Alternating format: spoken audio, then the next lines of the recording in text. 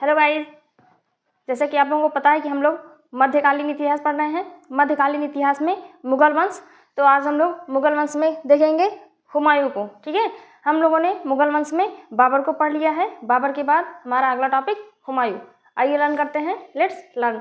सबसे पहले समझ लीजिए कि जो हुमायूं है, हुमायूं का पूरा नाम नसीरुद्दीन मोहम्मद हुमायूं।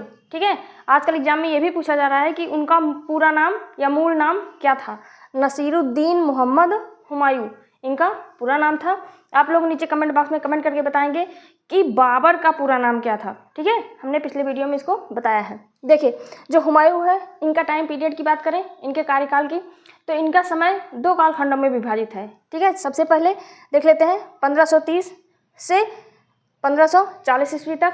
आप लोगों को पता है कि बाबर की मृत्यु कब हुई थी? बाबर की मृत्यु हुई थी 26 दिसंबर 1530 को। ठीक है, बाबर की मृत्यु हुई थी। बाबर की मृत्यु 26 दिसंबर 1530 को हुई थी। लेकिन ठीक 4 दिन बाद मतलब 30 दिसंबर 1530 को हुमायूं गद्दी पर बैठता है। ठीक है, हुमायूं गद्दी पर बैठता है। कब? 30 दिसंबर 1530 को। उसके बाद 1540 तक शासन करते हैं। आगे हम लोग देखेंगे ये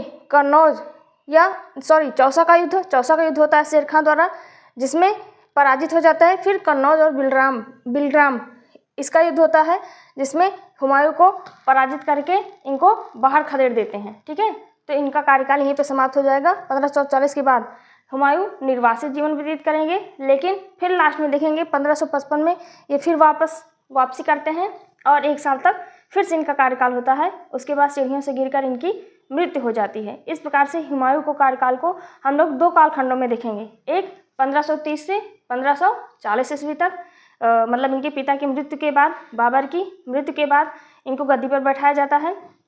कब? 1530 को। हम पूरा एग्जैक्ट डेट बता रहे हैं, लेकिन एग्जैक्ट डेट ज़्यादा पूछा नहीं जाता है। 30 दिसंबर 1530 को, 30 दिसंबर 1530 से 1540 तक। फिर दूसरा कार्यकाल 1555 से 1556 तक। आइए आगे देखते हैं। स्टार्टिंग इनका जन्म, हुमायूं का जन्म 6 मार्च 1508 ईस्वी को काबुल में होता है। ठीक है, इनके पिता बाबर और माता का नाम माहम बेगम था। ठीक है, इनके पिता का नाम तो बाबर था, लेकिन माता का नाम माहम बेगम था।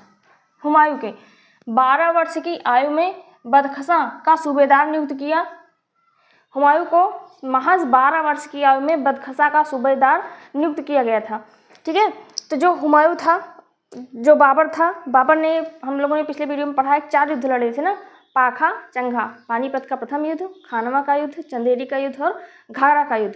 तो जो हुमायूं था उसे बदख्शां का सूबेदार नियुक्त किया गया था। तो उस बदख्शां का सूबेदार नियुक्त होने के नाते हुमायूं जो है अपने पिता बाबर के साथ युद्ध में भाग लेता था। मतलब जो पानीपत का प्रथम युद्ध था 1526 में, और जो खानवा का युद्ध 1527 में, इन सब में जो है बाबर के साथ हुमायूं ने भाग लिया था। ठीक है, तो एक प्रकार से समझ लीजिए कि सैन्य शिक्षा उसे अपने पिता के साथ ही रहते हुए प्राप्त हो गई। ठीक है, आगे देखते हैं। 1530 ईस्वी में आगरा में हुमायूं का राज्याभिषेक होता है। 1530 ईस्वी में अगर कहा जाए तो 30 दिसंबर 1530 को हुमायूं का आगरा में राज्याभिषेक होता है। और अपने पिता के निर्देशानुसार हुमायूं ने अपने भाइयों में राज्यों का बंटवारा कर दिया। हमने पिछले वीडियो में देखा था ना, बाबर के 4 बेटे और 1 पुत्री थी, 4 पुत्र और 1 पुत्री। हुमायूं, कामरान, अस्करी, हिंदाल 4 पुत्र थे और 1 पुत्री थी गुलबदन बेगम। तो इस प्रकार से यहाँ पे हुमायूं के 3 भाई। हुमायूं के बाद सबसे बड़ा तो हुमायूं था। बाबर ने मरते समय हुमायूं को अपना उत्तराधिकार नियुक्त किया था। ठीक है, कि उनके मरने के बाद हुमायूं ही इसकी सत्ता संभालेगा। ठीक है, लेकिन हुमायूं को ये भी बताया था कि मेरे मरने के बाद अपने भाइयों में साम्राज्य का बंटवारा कर देना। ठीक है, मतलब अपने भाइयों को भी साम्राज्य दे देना। तो ये बाबर ने हुमायूं को कहा था। तो अपने पिता के निर्देशानुसार हुमायूं ने अपने भाइयों में राज्यों का बंटवारा कर दिया। ठीक है, कौन कौन से भाइयों में? कामरान, अस्करी और हिंदाल। देखते हैं। हुमायूं ने कामरान को काबुल और कंधार दिया था। कैसे याद करेंगे? का से कामरान, और इनको कौन कौन से प्रांत, कौन कौन से क्षेत्र दिए थे? काबुल और कंधार, ठीक है। और अस्करी को संभल, हिंदाल को मेवाड़। इसका एक चचेरा भाई भी था, ठीक है। इसका एक चचेरा भाई था सुलेमान मिर्जा। इसने उसको बदखसा ये वाला क्षेत्र दे दिया था, बदखसा वाला। ये बदखसा कौन सा क्षेत्र है? जहाँ पर महज 12 वर्ष की आयु में हुमायूं को, ये देखिए, जहाँ पे मात्र 12 वर्ष की आयु में हुमायूं को बदखसा का सूबेदार नियुक्त किया गया था।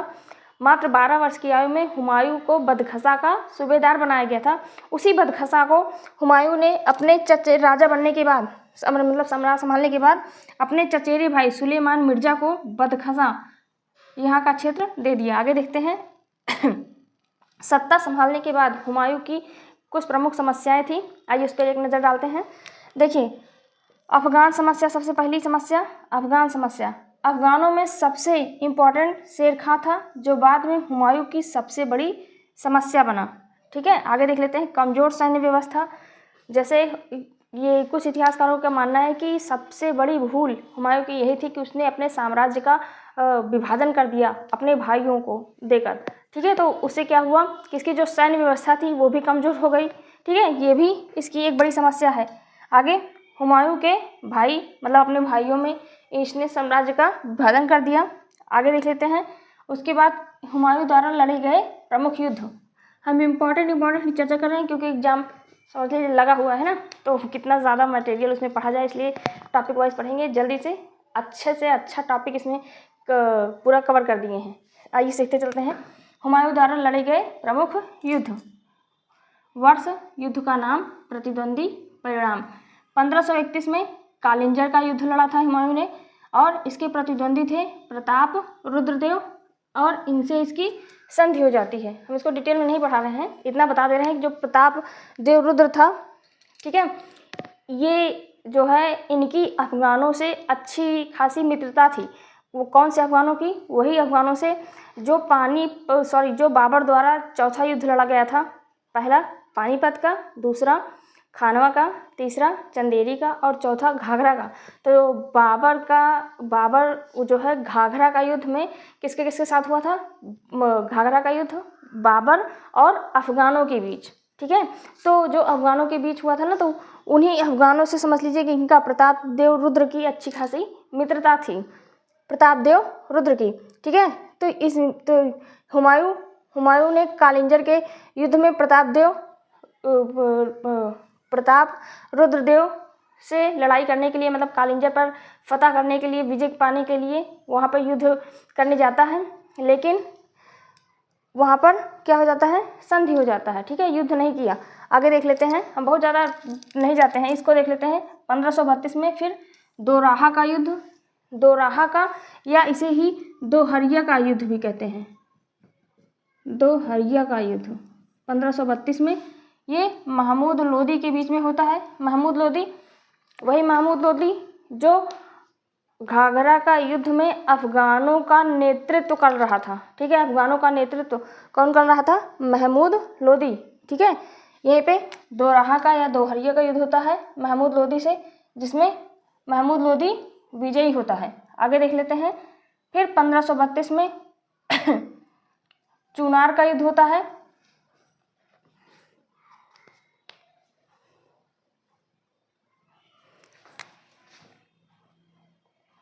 1532 में चुनार का युद्ध होता है शेर खां के साथ, जिसमें हुमायूं ने संधि कर ली। उसके बाद फिर 1539 में चौसा का युद्ध होता है, ये इम्पोर्टेंट है। 1539 चौसा का युद्ध होता है शेर खां के साथ, ठीक है, जिसमें हुमायूं पराजित हो जाता है। ये सब जो लिखा गया है ना, ये कौन जीतता है कौन हारता है, ये सब हुमायूं के विषय में है, याद रखिएगा। हुमायूं, क्योंकि हम पढ़ ही रहे हैं हुमायूं द्वारा लड़े गए प्रमुख युद्ध, इसलिए इसमें कंफ्यूज नहीं होइएगा। फिर 1539 में चौसा का युद्ध, चौसा का युद्ध में शेर खां से हुमायूं युद्ध करता है, और चौसा का युद्ध में हुमायूं पराजित हो जाता है, ठीक है, जो 1539 में चौसा का युद्ध लड़ा गया इसमें पराजित हो जाता है। आइए यहाँ पे हम थोड़ी सी स्टोरी समझ लेते हैं तो और अच्छे से समझ में आएगा ये चीज़। देखिए, शेर खां और हुमायूं के बीच, हुमायूं के अनेक सैनिक गंगा एवं कर्मनाशा नदी में डूबकर मर गए तथा हुमायूं भी गंगा नदी में कूद गया। चलिए ये थोड़ा सा स्टोरी समझ लेते हैं। 1539 चौसा का युद्ध होता क्या है कि हुमायूं जो है जीतता हुआ बंगाल विजय पर जाता है, ठीक है, लेकिन वहाँ से वापसी के समय उसको पता नहीं रहता है, तो उसको जब बंगाल विजय करता है ना हुमायूं, तो वहाँ पर इसको एक खत मिलता है, एक लेटर मिलता है। उसमें ये होता है कि इसके दो भाइयों ने इसके मतलब इसका विरोध कर रहे हैं और इसके सपोर्ट में नहीं है। जब हुमायूं को ऐसी सूचना मिलती है तो वहाँ मतलब जो युद्ध मतलब जीत जाता है, फिर जो आगे फतह करते हुए आगे बढ़ रहा था तो वहीं से ये बैक कर जाता है, वापसी कर देता है। वापसी करने के बाद जो ये शेर खां था ना, शेर खां ये जो है इसका वेट कर रहा था कि आए तो हम इनको मतलब कि इनसे युद्ध करें। तो जब ये लौटता है वापसी तो जो शेर खां होते हैं ये जो है रास्ते में ही इसको रोक लेते हैं। किसको? हुमायूं को। हुमायूं को रास्ते में ही रोक लेते हैं और दोनों सेनाएं आमने सामने खड़ी तो रहती हैं, लेकिन ऐसा इतिहासकारों का मानना है कि युद्ध नहीं करते हैं, ठीक है, तो बस आमने सामने ही खड़ी रहती है। और जैसे ही जून का महीना आता है, बारिश का सीज़न आता है, तो बारिश होने के कारण जो बिहार वाला इलाका है, बिहार वाला वहाँ पे गंगा नदी और कर्मनाशा नदी इसमें बाढ़ आ जाती है।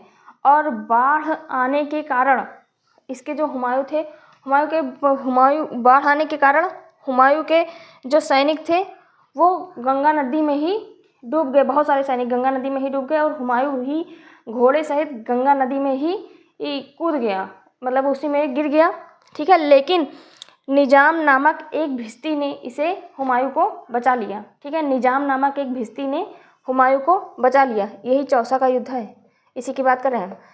निजाम नामक एक भिस्ती ने हुमायूं को बचा लिया और शेर खां विजयी हुआ, ठीक है। शेर खां विजयी हुआ, पराजित लिखिए ना, तो मतलब हुमायूं पराजित हुआ, शेर खां विजयी हुआ। चौसा का युद्ध किसके किसके बीच में होता है? हुमायूं और शेर खां के बीच में होता है, जिसमें शेर खां विजयी होता है और हुमायूं पराजित होता है, ठीक है। और 1539 ईस्वी को चौसा का युद्ध हुआ। आगे देख लेते हैं। उसके बाद फिर आता है, इसी में शेर खां ने शेर शाह की उपाधि धारण की थी। हुमायूं को जब पराजित कर दिया था चौसा के युद्ध में, तो इसी युद्ध के बाद जो ये शेर खां है इसने शेर शाह की उपाधि धारण की। यही शेर शाह, यहाँ पे शेर खां लिखा है, यही था शेर शाह सूरी, ठीक है। आगे देख लेते हैं। फिर 1540 ईस्वी में इस कन्नौज या बिलग्राम का युद्ध होता है। हम इसके बाद एक नेक्स्ट टॉपिक अपलोड करेंगे शेर शाह सूरी वाला। उसमें शेर शाह सूरी जो ग्रांड ट्रंक रोड बनवाया था, मतलब इससे रिलेटेड जितने भी इंपॉर्टेंट पॉइंट है उसको कवर करेंगे नेक्स्ट वीडियो में। फिर होता है ठीक एक साल बाद 1540 में कन्नौज या बिलग्राम का युद्ध, ठीक है। ये भी शेर शाह सूरी और हुमायूं के बीच होता है, जिसमें इसमें जो है हुमायूं को इसने क्या किया, खदेड़ दिया। मतलब कि जब ये इसको देख लेते हैं फिर से। चौसे के युद्ध में जब निजाम नामक भिस्ती ने हुमायूं को बचा लिया, तो हुमायूं ने क्या किया, फिर से अपनी सेना इकट्ठा करके एक साल बाद फिर से आक्रमण किया शेर शाह सूरी पर, लेकिन फिर से पराजित हो गया और शेर शाह सूरी ने हुमायूं को बाहर खदेड़ दिया। तो हुमायूं जो है फिर निर्वासित जीवन व्यतीत करने लगा। इसको हम बाद में देखेंगे ये दोनों। अब यहाँ से देख लेते हैं 1540 कन्नौज या बिलग्राम का युद्ध। शेर शाह सूरी और हुमायूं के बीच हुमायूं पराजित हुआ, डिफीट हो गया। इस युद्ध के बाद शेर शाह सूरी ने आगरा और दिल्ली पर अधिकार कर लिया, ठीक है। तो कन्नौज या बिलग्राम के युद्ध के बाद जो शेर शाह सूरी था इसने आगरा और दिल्ली पर अधिकार कर लिया। हुमायूं का निर्वासन 3 वर्ष राजस्थान और सिंध प्रांत में इधर उधर भटकने के बाद हुमायूं ने सिया मौलवी अली अकबर जामी की पुत्री हमीदा बानो से 1541 में विवाह कर लिया। 1542 को अमरकोट में राणा वीरसाल के महल में हमीदा बानो ने एक पुत्र को जन्म दिया जो अकबर के नाम से जाना गया। यही अकबर की माता का नाम हमीदा बानो और अकबर के पिता हुमायूं, ठीक है। आगे देखेंगे इनको हम। हमीदा बानो ने एक पुत्र को जन्म दिया जो अकबर के नाम से जाना गया। 1556 ईस्वी को हुमायूं दीन, फिर उसके बाद ये जाना गया। फिर यहाँ के बाद फिर हम इसको पढ़ेंगे। उसके बाद ये क्या हुआ ना, 1542 को अमरकोट में राणा वीर साल के महल में हमीदा बानो ने एक पुत्र को जन्म दिया जो अकबर के नाम से जाना गया। उसके बाद फिर जो हुमायूं था उसने फिर से एक सेना बनाई। ठीक है, सेना बनाने के बाद फिर से एक युद्ध होता है 1555 में। इस युद्ध का नाम है 1555 में जो युद्ध होता है मच्छीवाड़ा का युद्ध। ठीक है, ये इब्राहिम सूर जो कि इसी का पुत्र था शेरशाह सूरी का। इब्राहिम सूर, ये भी सूरवंश का एक पार्ट से सूरवंश का संस्थापक शेरशाह सूरी, सूरी वंश का संस्थापक। फिर इब्राहिम सूर, फिर लेकिन यहाँ पे इब्राहिम सूर को हुमायूं पराजित कर देता है और हुमायूं विजयी हुआ। इब्राहिम सूर को हरा दिया मच्छीवाड़ा के युद्ध में, हुमायूं विजयी होता है। ठीक है, उसके बाद फिर 1555 में सरहिंद का युद्ध होता है। इसमें सिकंदर सूर के साथ फिर से इसका युद्ध होता है हुमायूं का। जब हुमायूं को ये पता चलता है कि अब सूरवंश में कोई शक्तिशाली शासक नहीं कर रहा है, कोई शक्तिशाली शासक नहीं है, तो उसने आक्रमण किया हुमायूं ने और फिर से आगरा और दिल्ली पर अपना अधिकार किया।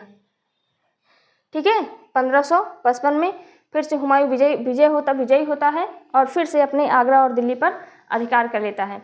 लेकिन जो हुमायूं था उसकी दीन पनाह भवन में स्थित पुस्तकालय की सीढ़ियों से उतरते समय उसकी मृत्यु हो गई। अर्थात जब हुमायूं जीत कर फिर से अपने राज्य पर कब्जा कर लेता है, ठीक है, मतलब जब हुमायूं के सुख के दिन आते हैं तो वहाँ उसकी तब मृत्यु हो जाती है पुस्तकालय की सीढ़ियों से उतरते समय।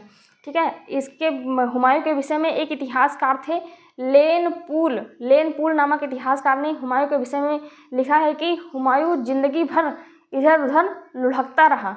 क्यों लिखे हैं जानते हैं? क्योंकि अभी हमने यहाँ पे पढ़ा था हुमायूं का निर्वासन, इधर उधर 3 वर्ष तक वो इधर उधर भटकता रहा। कुल मिला के उसने लेनपूल ने, एक इतिहासकार ने हुमायूं के विषय में लिखा है कि हुमायूं जिंदगी भर इधर उधर लुढ़कता रहा और लुढ़कते लुढ़कते इसकी मृत्यु भी हो गई। सीढ़ियों से जब गिरा था तो लुढ़कते लुढ़कते इसकी मृत्यु भी हो गई। ये लेनपूल लिखते हैं। ठीक है, आगे देख लेते हैं हुमायूं नामा जो कि हुमायूं की आत्मकथा है। हुमायूं नामा की रचना इनकी बहन गुलबदन बेगम ने की है। ठीक है, हुमायूं नामा की रचना हुमायूं की बहन गुलबदन बेगम द्वारा। और हुमायूं का मकबरा दिल्ली में स्थित है। हुमायूं का मकबरा दिल्ली में स्थित है और मकबरे के वास्तुकार मिराक मिर्जा घियास थे। हुमायूं के मकबरे के वास्तुकार मिराक मिर्जा घियास थे। आगे देख लेते हैं। हुमायूं ज्योतिष में विश्वास करता था, इसलिए यह सप्ताह के 7 दिन 7 रंग के कपड़े पहनता था। मान लीजिए एग्जाम में ये पूछा जाए कि कौन सा मुगल वंश का शासक था जो ज्योतिष में विश्वास करता था, तो हुमायूं ज्योतिष में विश्वास करता था। ठीक है, इसलिए यह सप्ताह के 7 दिन 7 रंग के कपड़े पहनता था। आगे देख लेते हैं, ये इंपॉर्टेंट है मकबरा वाला। इसके लिए हम एक अलग वीडियो लाएंगे कि जितने भी मुगल वंश के शासक हुए उनका मकबरा कहाँ पर स्थित है, अलग से ट्रिकी वाइज। जैसे हमने बाबर को बताया था, बाबर का मकबरा काबुल ट्रिक है। बाबर को कोई काबू में नहीं कर पाया क्योंकि ये लगातार युद्ध जीतता गया। ठीक है, पानीपत का प्रथम युद्ध और खानवा का युद्ध, चंदेरी का युद्ध, घाघरा का युद्ध, ये भी जो भी युद्ध लड़ता गया जीता गया। बाबर को कोई काबू में नहीं कर पाया। काबू से काबुल, बाबर का मकबरा काबुल। अब हुमायूं का मकबरा दिल्ली। ठीक है, हुमायूं हे माँ हुमायूं हे माँ कहाँ रहती हैं? दिल में। हुमायूं का मकबरा दिल्ली। हे माँ कहाँ रहती हैं? दिल में। हुमायूं का मकबरा दिल्ली, ऐसे याद कर सकते हैं। Thanks for watching my video. हम नेक्स्ट पार्ट में पढ़ेंगे शेरशाह सूरी वंश। Please like, share and subscribe my channel.